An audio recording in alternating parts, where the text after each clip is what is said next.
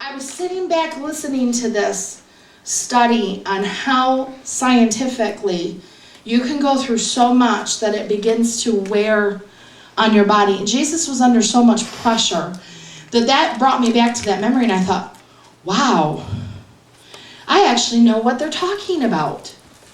I actually understand that. How it can affect you like that. He poured blood.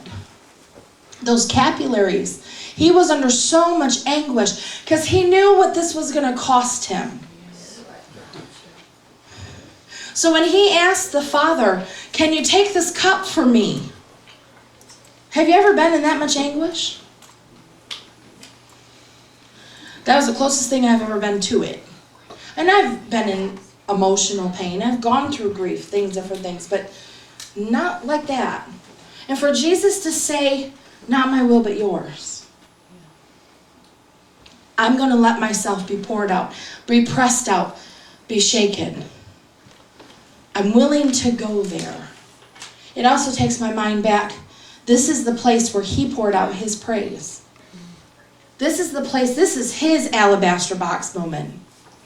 See, previously, a woman had come to him and she had broken her alabaster jar on his feet and poured out her praise at his feet and washed his feet with her tears and the oil and anointed him.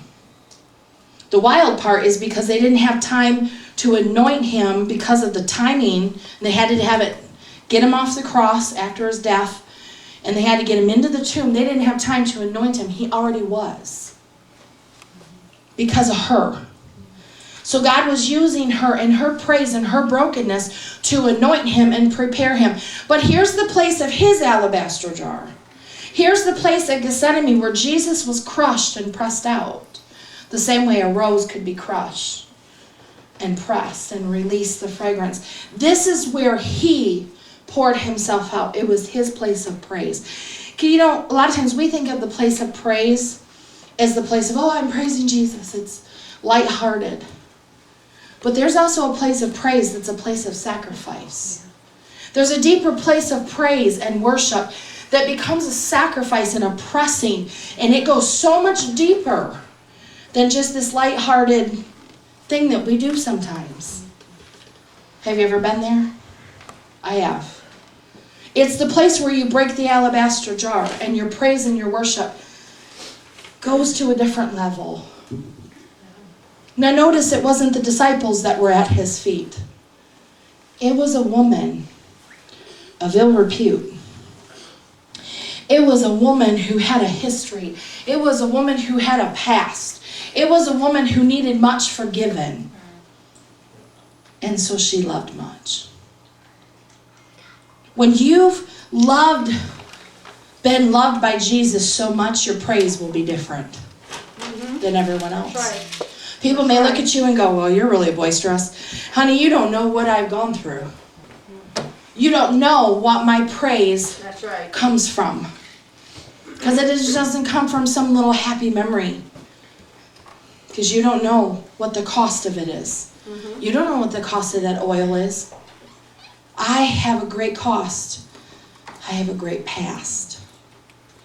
But yet he was crushed and bruised for my iniquities. Crushed and bruised and took my guilt, my shame. And I don't have to bear it. And the person who throws my past in my face, I can look at him and say, it's not mine. Because he took it. That's right.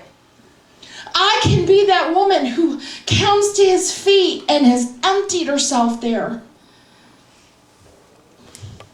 And he emptied himself at Gethsemane. Because he knew if he had any ounce of himself left, he could not do what was going to be required the next 24 hours. Everything inside of him had to die. His will had to die right there for him to get through the next step. If you think that you're just going to make it through your walk in your Christian life without dying to yourself, you got another thing coming. There's a difference in the anointing. If you want the oil and the anointing and the presence of God in your life, you're going to have to have a Gethsemane moment. Because you're going to have a moment that you empty yourself of your own will. Yep, that's right. That's right. You can't go to the next level until that stage happens. Mm-hmm. And Jesus was showing the disciples, he told them, he said, will you not tarry with me? He was inviting them to have their moment right there. You know why? Because he knew what they were going to face later. Peter didn't have the strength to face the crowd because Peter didn't pray when Jesus told him to pray. Uh-huh. He didn't let himself get crushed and pressed when he should have. So the crushing and the pressing came later. That's good. They all failed to stay, except for John. Except for John.